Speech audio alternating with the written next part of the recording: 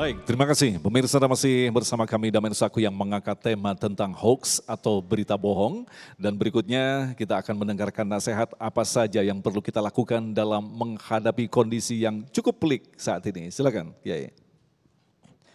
Assalamualaikum warahmatullahi wabarakatuh. Bismillahirrahmanirrahim. Alhamdulillahi rabbil alamin. Lahul hamdu wa lahul fadlu wa lahul thana'ul hasan.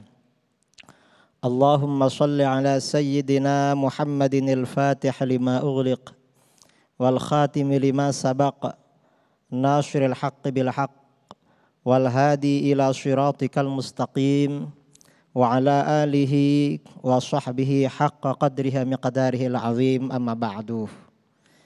Ustadz Sayyid Kutub yang saya hormati, juga para jamaah kaum muslimin dan muslimat. Ini sebagian ibu-ibu ada dari Bukit Tinggi ya, Sumatera Barat. Berapa lama di sini?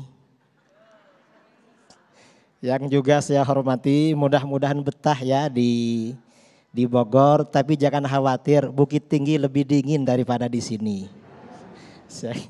Kemudian juga para pemirsa Damai Indonesiaku, TV One dimanapun Anda berada. Nah, berita hoax atau berita bohong, berita dusta, zaman ini semakin akhir semakin banyak. Semakin banyak berita-berita dusta.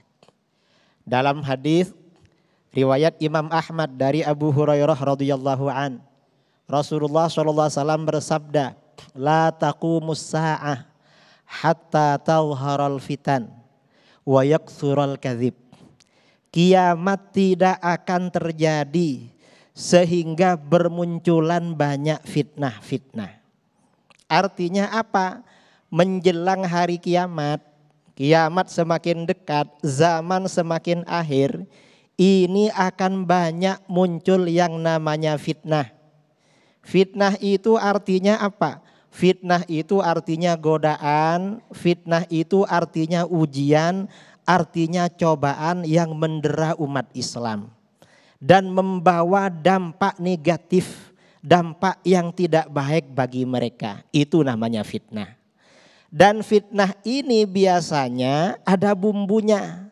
Bumbunya itu adalah berita hoax, berita bohong. Makanya selain bermunculan fitnah-fitnah, di akhir zaman ini juga banyak kebohongan. Wa yaksurul kadhib, bohong itu banyak. Nah, ini artinya apa? Hadis ini memberikan dua pelajaran bagi kita.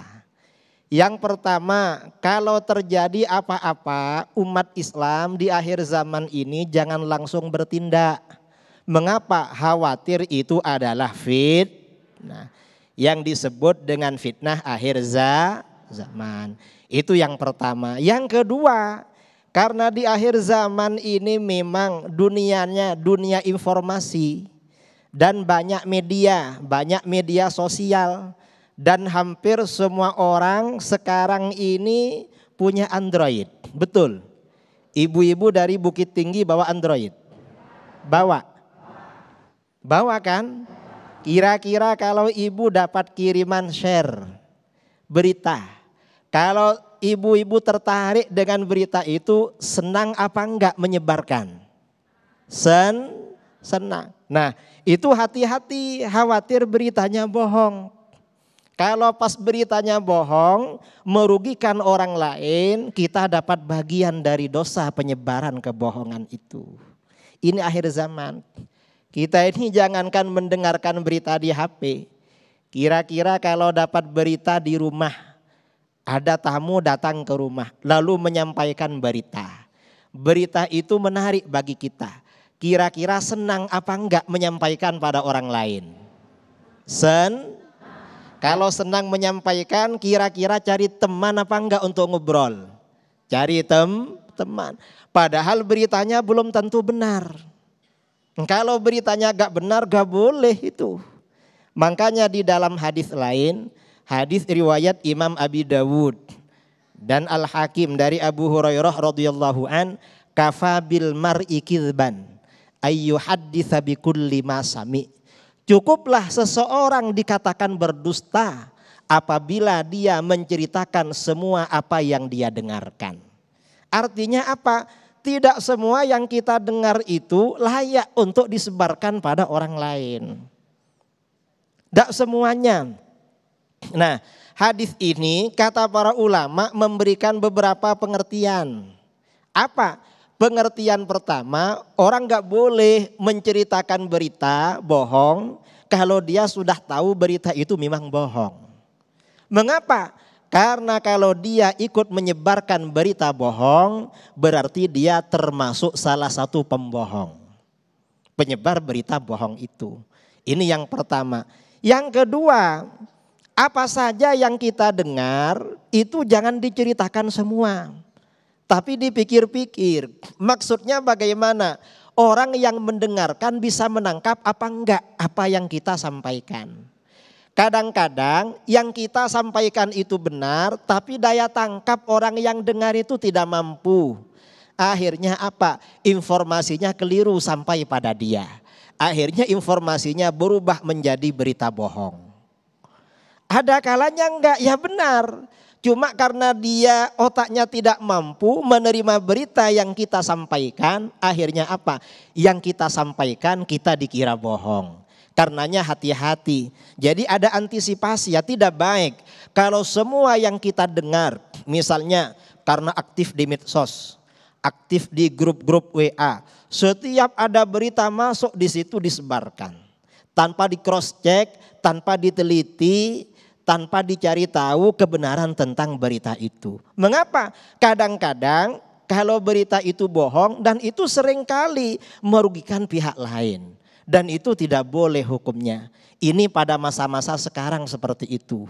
Melihat berita bohong. Karenanya di dalam ayat Al-Quran yang dibacakan oleh qori tadi. Inja akum fasikum binaba'im fatabayyanu. Kalau ada orang fasik, orang yang tidak bisa dipercaya membawa berita pada kamu, maka kamu harus cari kejelasan. Ini ada kisah ya pada masa Rasulullah SAW. Setelah satu suku di Arab namanya Banil Mustalik masuk Islam. Karena orang ini Islam saja kan tidak cukup, tapi harus sholat, setelah sholat harus bayar zakat. Rasulullah mengutus seorang sahabat untuk menarik zakat. Namanya Al-Walid bin Uqbah. Al-Walid bin Uqbah diutus ke kampung Banil Mustalik itu untuk menarik zakat. Dia berangkat. Ternyata orang-orang suku Banil Mustalik ini senang karena Rasulullah mengirim utusan. Karena senang menyambut datangnya utusan Rasulullah, orang-orang Banil Mustalik ini semuanya keluar rumah, menyambut di luar ramai-ramai utusan Rasulullah. Ternyata yang diutus Rasulullah ini tanggapannya lain. Apa kata dia? Dia mengira orang-orang Banil Mustalik itu membunuh dia. Karena mereka keluar ramai-ramai. Akhirnya apa? Dia pulang kembali ke Madinah. Sampai di Madinah lapor kepada Rasulullah. Lapor kalau mereka akan membunuh dia. Akhirnya orang-orang Banil Mustalik segera mengirim utusan menuju Madinah. Mengapa utusan Rasulullah itu kembali? Padahal kami sambut dengan riang gembira. Menyambut kedatangan mereka. Nah ini artinya apa? Kalau terjadi berita seperti itu, kadang-kadang berita itu karena salah faham. Tujuannya benar, karena disalahfahami akhirnya menjadi berita bohong. Dan kita tidak boleh menyebarkan berita bohong, percaya kepada berita bohong itu tidak boleh. Saya kira itu ya, ini tuntunan Al-Quran dan Sunnah. Baik, terima kasih Kiai atas nasihatnya yang tentu saja patut kita cermati baik-baik bahwa ternyata ketika kita melakukan kesalahan, ketika kita melakukan dosa apalagi yang didukung dengan media sosial, maka akan menjadi jejak digital. Ini yang perlu kita waspadai. Keburukan yang kita tulis di media sosial apalagi berupa berita bohong akan terus dikonsumsi oleh generasi-generasi selanjutnya. Mana mungkin ketika kita berada di alam kubur, kita selalu dikirimkan dan dibicarakan tentang keburukan kita. Na'udzubillahi min dzalik. Itulah pentingnya kita memahami apa sesungguhnya berita hoax dan bagaimana cara mengatasinya. Insya Allah kita akan berdiskusi, tanya jawab dengan guru yang kita cintai selepas pesan-pesan berikut ini. Tetaplah bersama kami Damai Indonesiaku.